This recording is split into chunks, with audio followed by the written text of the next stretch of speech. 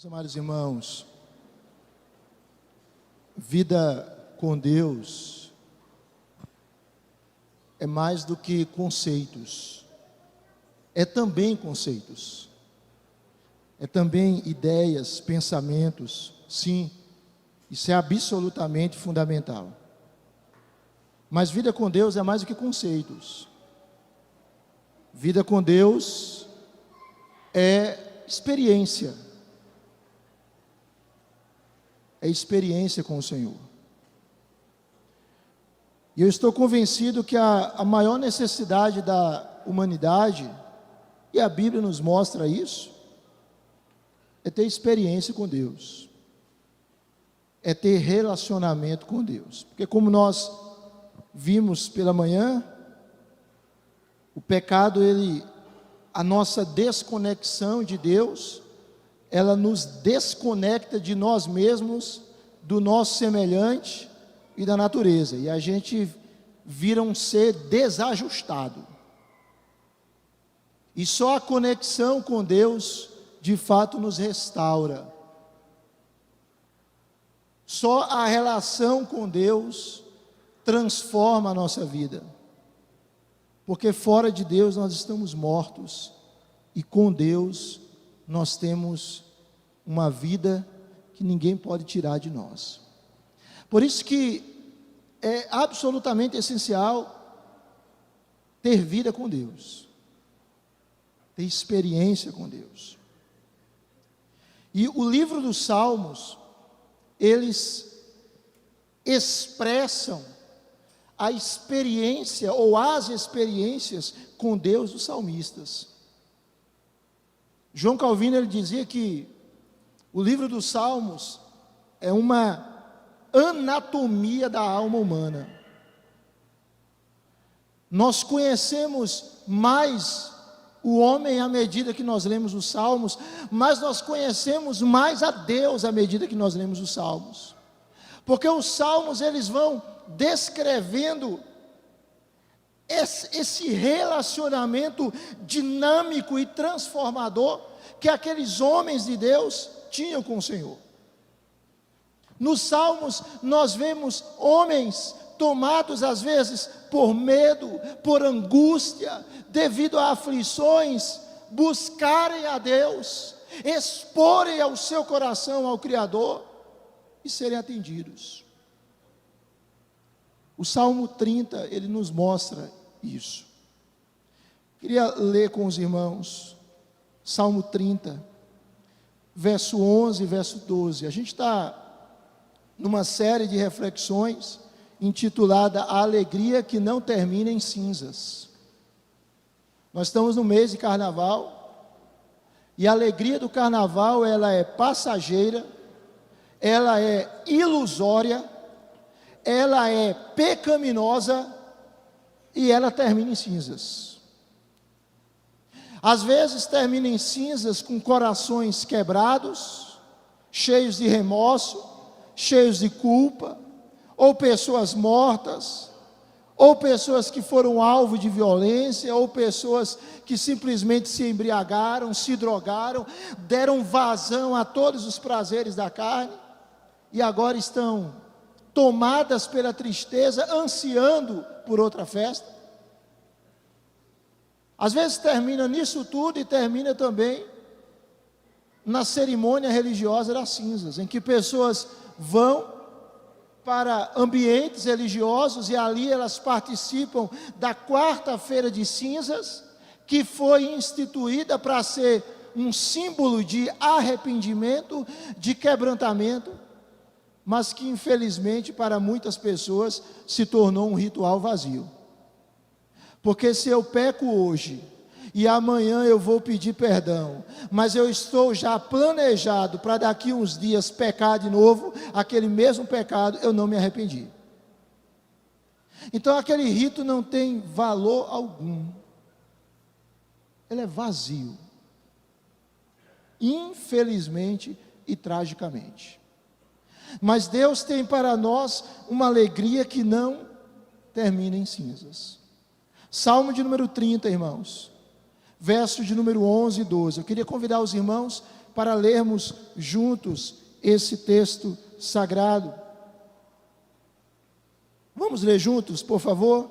Salmo 30, 11 e 12, diz assim: converteste o meu pranto em folguedos, tiraste o meu pano de saco e me cingiste de alegria, para que o meu espírito te cante louvores e não se cale. Senhor Deus meu, graças te darei para sempre. Amém. A Nova Versão Transformadora, ela traduz esse texto dizendo: transformaste meu pranto em dança, tiraste minhas roupas de luto e me vestiste de alegria, para que eu cante louvores a ti e não me cale. Senhor meu Deus, te darei graças para sempre. Amém. Um matemático e filósofo francês, século XVII, chamado Blaise Pascal. Blaise Pascal. Certa feita ele disse o seguinte: que todas as pessoas buscam a felicidade, que não há exceção para isso. E sejam quais forem os meios diferentes que elas empregam, todas objetivam esse alvo. Ele continua afirmando o seguinte: a razão de alguns irem à guerra e de outros a evitarem é o mesmo desejo em ambos, visto de perspectivas diferentes. E ele conclui o seu parágrafo dizendo: esse é o motivo de cada ação de todo ser humano, mesmo dos que se enforcam: a busca pela felicidade. O Blaise Pascal, ele continua dizendo: o homem já teve a verdadeira felicidade, da qual agora resta nele apenas o sinal e o espaço vazio, que ele tenta em vão preencher com as coisas ao seu redor, procurando em coisas ausentes a ajuda que não obtém nas coisas presentes. E veja como ele continua: essas, porém, ou seja, essas coisas que o homem busca a sua felicidade de maneira inútil, Pascal diz, são todas incapazes, porque o abismo infinito pode ser preenchido somente por um objeto infinito e imutável, ou seja, apenas pelo próprio Deus. Pascal está dizendo que existe um vazio infinito dentro de nós, e esse vazio infinito dentro do ser humano, por mais que ele busque em coisas, ele só pode ser preenchido pelo próprio Deus. Como o próprio Agostinho falava nas suas confissões: Senhor, criaste-nos para ti, e o nosso coração anda inquieto enquanto não descansar em ti. Irmãos, nós lemos os 2 últimos versículos do Salmo 30. Se você observar o Salmo 30, ele começa com Davi exaltando a Deus. E Davi diz: eu te exaltarei, ó Senhor. E ele vai explicitar porque ele exalta a Deus. Coloca o texto bíblico aí, minha irmã, por favor. Porque ele exalta a Deus. Retrocede aí para o verso 1, por gentileza. Aí o texto vai observar e vai dizer claramente que Davi diz: Senhor, eu vou te exaltar, porque o Senhor, observe aí na sua Bíblia, o Senhor me livrou, e o Senhor não permitiu que os inimigos se alegrassem contra mim, que os inimigos rissem de mim, se regozijassem contra mim, e eu vou te exaltar. Quando você caminha no verso 2, Davi continua dizendo e mostrando que vai exaltar a Deus, porque Deus o curou, porque Deus o sarou, porque Deus o restaurou. No verso de número 3, Davi continua o seu argumento, dizendo que vai exaltar a Deus, porque Deus o livrou da morte, porque Deus, de maneira graciosa, fez subir a sua alma da cova e o preservou da vida, para que ele não descesse à sepultura. Então, Davi louva a Deus porque Deus age. E como é que Deus agiu na vida de Davi? Deus agiu na vida de Davi em resposta às suas orações. Se você vai para o verso de número 2, Davi diz: eu clamei a ti por socorro, e o Senhor me sarou, e o Senhor me respondeu. Se você avança no livro dos Salmos, mais especificamente no Salmo de número 30, no verso 8, Davi diz: por ti, Senhor, clamei, ao Senhor implorei. Qual é o proveito que vai obter do meu sangue? Verso 9, quando baixo a cova, louvar-te-á porventura o pó, declarará ele a tua verdade. E no verso 10, olha o que Davi diz, vamos ler juntos, verso 10, ouve, Senhor, e tem compaixão de mim, sê tu, Senhor, o meu auxílio. Ou seja, o que Davi está dizendo? Davi está dizendo que a sua situação mudou, e a sua situação mudou porque Deus agiu, e Deus agiu em resposta à oração de Davi.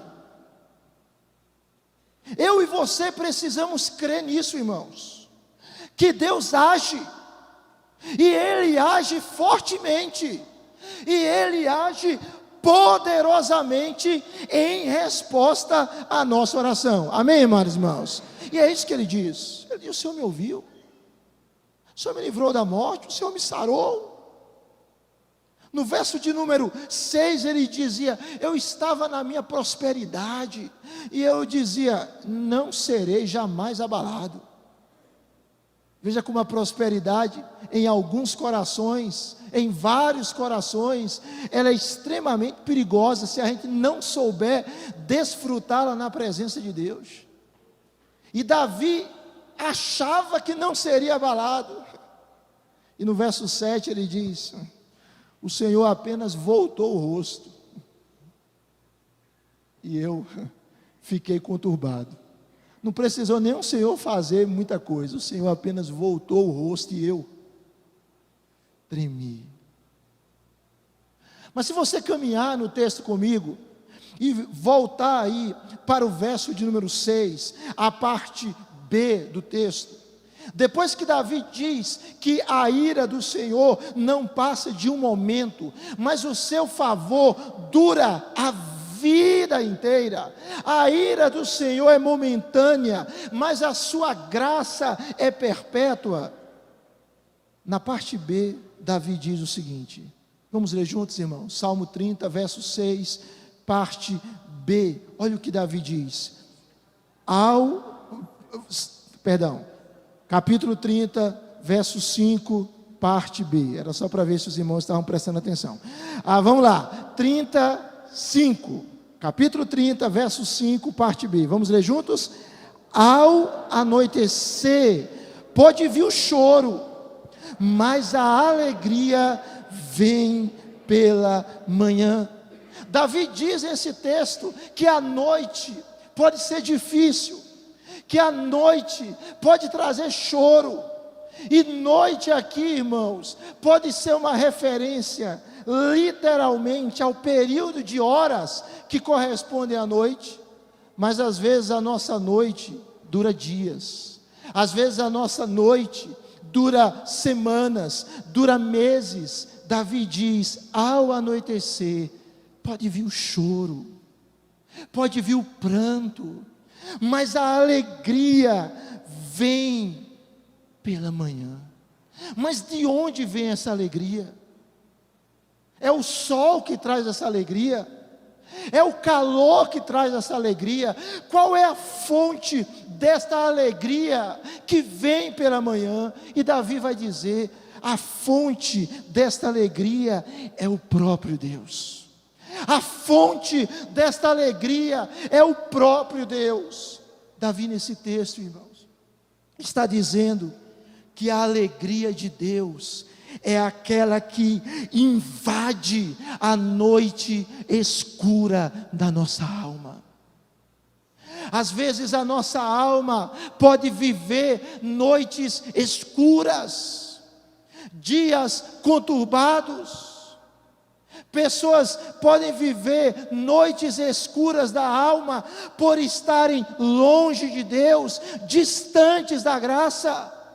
Mas às vezes nós podemos viver noites escuras da alma no sentido existencial, perdas, luto, angústias, aflições, provações, tentações, dificuldades as mais variadas. Mas Davi diz: ao anoitecer pode vir o choro, mas tenha uma certeza, a alegria vem pela manhã. Há uma alegria de Deus, irmãos, presta atenção, meus amados irmãos, há uma alegria de Deus que invade a noite escura da nossa alma. Há uma alegria de Deus, a alegria de Deus, ela é capaz de romper toda a escuridão, ela é capaz de destruir toda tristeza.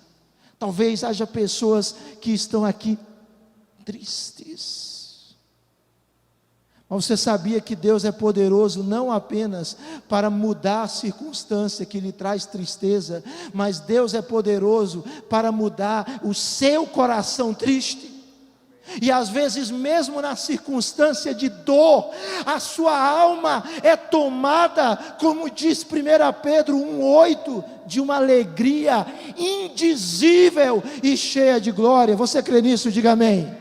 A palavra de Deus diz isso. E Davi aqui, no verso 11 e no verso 12, voltando para esses versículos, Davi diz que Deus é aquele que transforma a tristeza existencial em um júbilo sem igual. Deus é aquele que transforma a tristeza existencial em um júbilo sem igual. Olha o que ele diz no verso 11: converteste o meu pranto em folguedos. O Senhor tirou o meu pano de saco, que é símbolo de tristeza, que é símbolo de aflição, e o Senhor me deu vestes de alegria. É o Deus que nos arranca do calabouço da tristeza, do calabouço da angústia, e que muda o nosso pranto em uma alegria contagiante, uma alegria que não pode se conter, uma alegria interna, mas que se manifesta externamente, uma alegria incomparável. É interessante, irmãos, como um dos objetivos do anúncio da pregação cristã é promover a alegria. A pregação, ela pode até promover choro, quebrantamento, incômodo, mas o objetivo final dela é gerar arrependimento e fé, que necessariamente irão resultar em alegria. João, citando as palavras de Jesus, João 15:11, Jesus diz assim: tenho-vos dito estas coisas, para que a minha alegria, o meu gozo esteja em vós, e o vosso gozo seja completo. Jesus diz: eu estou falando a vocês, para que o coração de vocês se encha de alegria, e de uma alegria plena. O próprio João, escrevendo a sua primeira carta, no capítulo 1, verso 4, ele diz: estas coisas, pois, vos escrevemos, para que a nossa alegria seja completa. Como nós precisamos nos lembrar disso, como nós precisamos nos lembrar que nós servimos a um Deus alegre. Você sabe que o Deus que você serve é um Deus alegre? É um Deus plenamente alegre. Você sabe que Deus não tem mau humor, Deus não tem alteração de humor, Deus é plenamente alegre. Deus é alguém totalmente satisfeito consigo mesmo. E você sabe que Ele se alegra em nós. Se você ler as 3 parábolas de Lucas 15, todas elas terminam com alegria. É o pastor que encontra a ovelha perdida e tem alegria. Há júbilo no céu. É a mulher que encontra a dracma perdida e tem júbilo no céu. É o pai que encontra o filho perdido, que volta, e ele mata um novilho, e eles se alegram, há júbilo.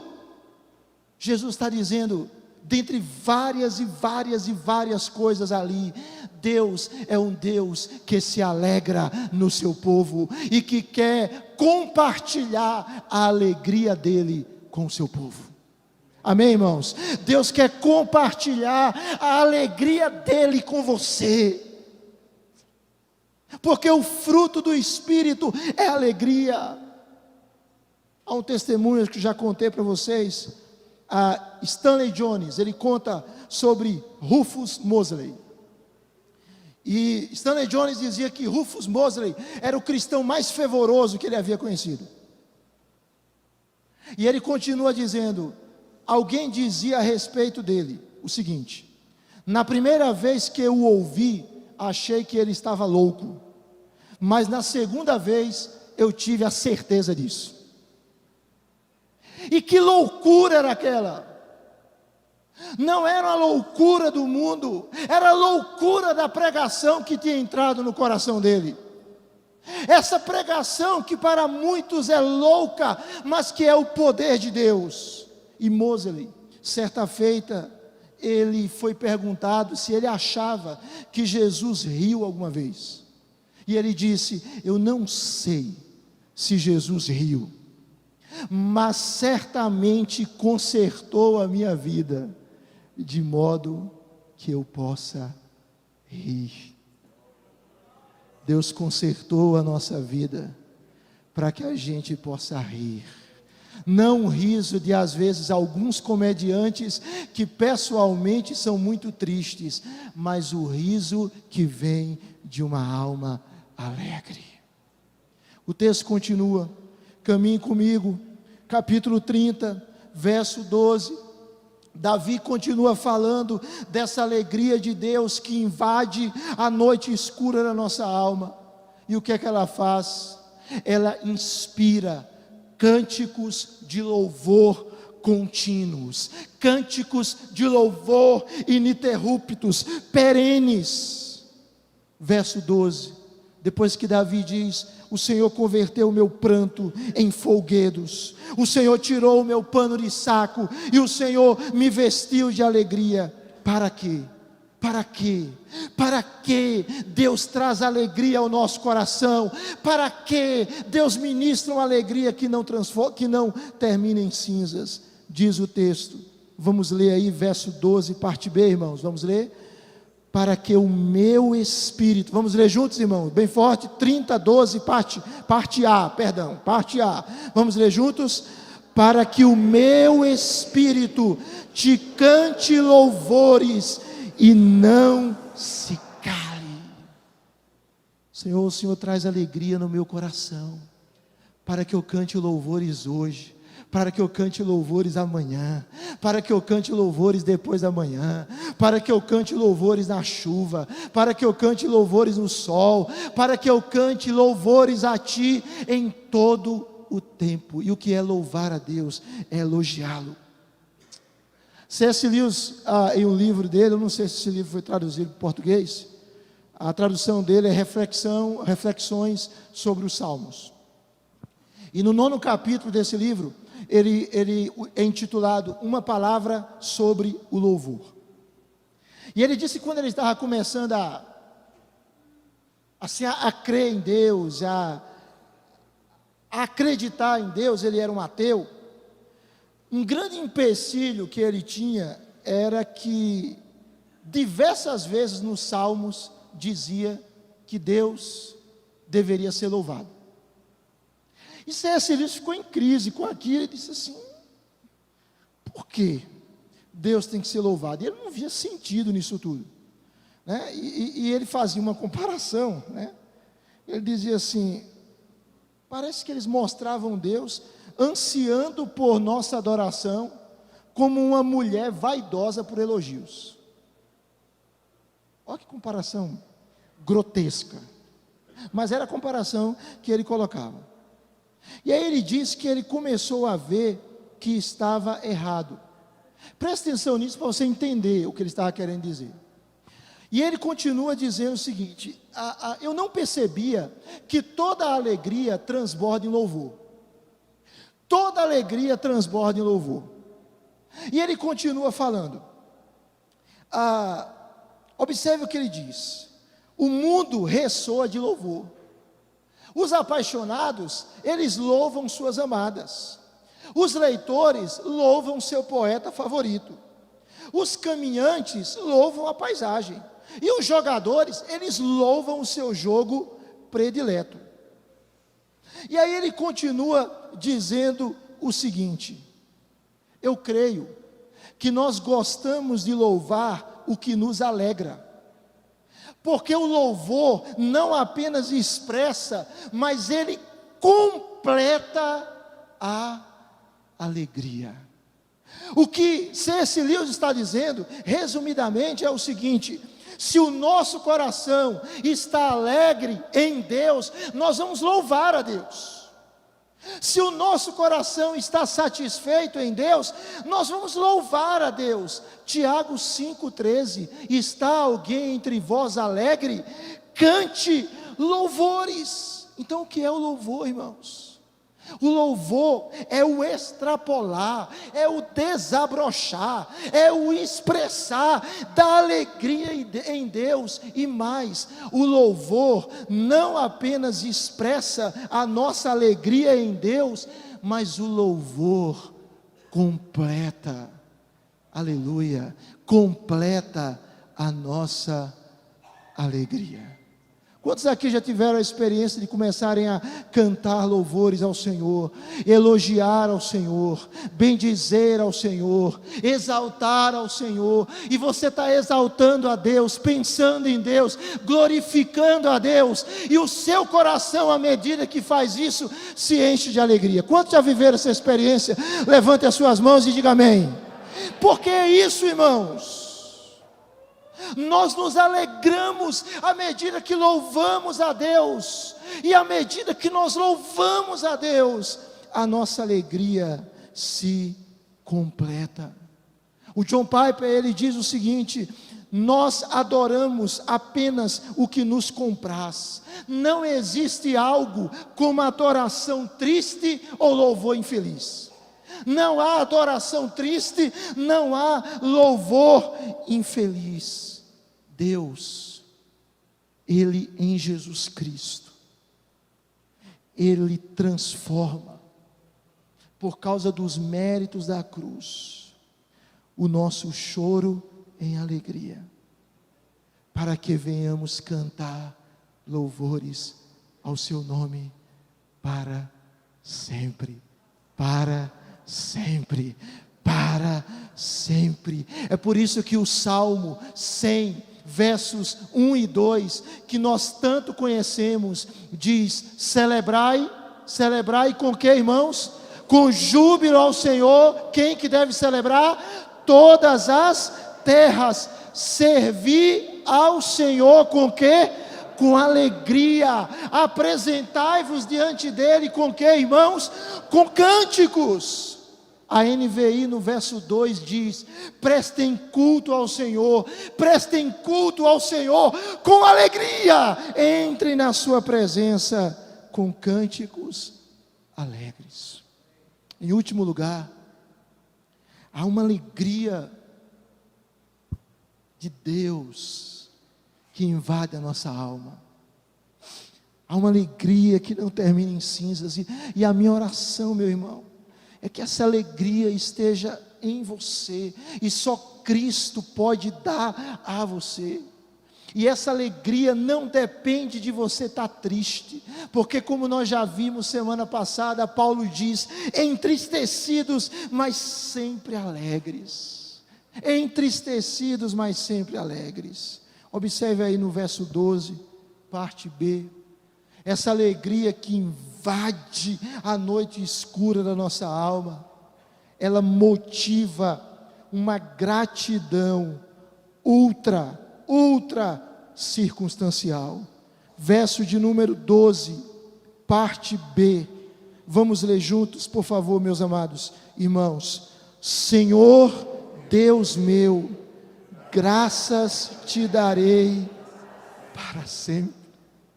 Você tem aqui um homem satisfeito. Eu estou satisfeito, Deus. Eu estou satisfeito em Ti. Irmãos, e a gente só fica satisfeito em Deus. Você sabia? A gente estabelece objetivos para essa vida, mas quando a gente alcança, a gente tem um pico de alegria, e depois a gente volta a um arrefecimento da alegria. E a gente ou se contenta com aquilo e vive naquela média de satisfação, ou a gente diz: agora eu quero alcançar é isso. E a gente nunca fica satisfeito, porque sempre tem mais alguma coisa. E a gente percebe que aquilo que a gente alcançou, por melhor que aos nossos olhos seja, sempre tem alguma coisa melhor que a gente quer buscar. Não é verdade? É assim que funciona. Mas quando a gente está satisfeito em Deus, a gente conseguindo os nossos alvos nessa terra, profissionais, por exemplo, e a gente glorifica a Deus com isso, e isso é bênção de Deus. Mas se a gente está satisfeito em Deus, alcançando os nossos sonhos profissionais ou não, a gente está satisfeito em Deus. Não é fantástico isso? Porque existem metas na nossa vida que a gente alcança, existem metas que a gente não alcança. Eu espero em Deus, que Deus conduza a mim e a sua vida, e estabeleça metas que nós devemos alcançar, e que Deus nos dê a graça de alcançá-las, para a glória dEle. Mas a gente precisa entender, que quem nos satisfaz plenamente é Deus. Por isso que, citando novamente C.S. Lewis, ele diz que Deus é o objeto que a tudo satisfaz, e que o seu povo o adora sem constrangimento, porque encontra em Deus grande alegria. Irmão, o Salmo 43, versículo 4, diz assim: então irei ao altar de Deus que é a minha grande alegria, ao som da harpa eu te louvarei, ó Deus, Deus meu. Deus, irmãos, é a fonte de prazer completo e infindável. Veja que o salmista aqui diz: graças te darei, Senhor, para sempre. Deus, a alegria do Senhor invadiu a minha alma, e eu vou te agradecer, Deus, para sempre. O Senhor mudou a minha sorte. Aqui foi uma situação existencial, na minha e na sua vida, como também foi na vida de Davi, Deus mudou a nossa história, Deus nos deu a sua vida, Deus nos tirou do inferno, da condenação, e nos conduz para o novo céu e para a nova terra. Irmãos, Deus nos deu uma esperança que não morre, Deus nos deu uma vida eterna, ninguém mata. Deus nos deu uma alegria que mesmo os dias mais escuros e mais tristes não podem exterminar essa alegria. Você crê nisso, meu irmão? É isso que a Bíblia diz. E o nosso coração precisa estar grato, grato sempre. E o que um coração grato a Deus faz? Ele louva. É por isso que Paulo e Silas estavam espancados e presos em Filipos. E o que eles faziam em Atos 16, 25? Eles oravam e eles cantavam louvores a Deus. Os discípulos de Antioquia vivendo provações, Paulo e Barnabé foram evangelizar lá e foram alvos de perseguições. Mas Atos 13, 52 diz que eles transbordavam de alegria e do Espírito Santo. Presta atenção. Verdadeira alegria, a verdadeira felicidade, a que dura, está em Deus e só em Deus. Não adianta eu e você buscarmos em outros caminhos, nós vamos nos frustrar. Olha a vida de tantas pessoas, que aparentemente elas têm tudo que muitas outras pessoas queriam obter. Olha a história de tantas pessoas que têm talento, têm fama, têm riqueza, têm projeção, têm tanta coisa, mas são infelizes, precisam de um trio elétrico, precisam de uma escola de samba, precisam de orgias, para ter uma alegria momentânea. Mas Deus, na sua vida, meu irmão, na bonança, na prova, na prosperidade, na adversidade, no muito, no pouco, Ele é a nossa alegria. Amém, meus amados irmãos. Eu termino citando aqui o pastor Hernandes, quando ele diz: a vida é marcada por momentos de alegria e momentos de tristeza. Na vida sorrimos e choramos, celebramos e lamentamos. Mas ele diz: não se renda à tristeza. Você que está aqui, alô, olhe, não se renda, não se entregue, não se renda à tristeza. Olhe para cima e veja que Deus está no controle. Ele está trabalhando em seu favor e não contra você. Ele tomará você pela mão, guiará você com seu conselho eterno e depois receberá você na glória. O nosso Deus é aquele que inspira canções de louvor nas noites escuras da nossa alma, mesmo que o choro dure uma noite inteira e o consolo pareça impossível, sabemos que a alegria vem pela manhã. Vamos ficar de pé, irmãos.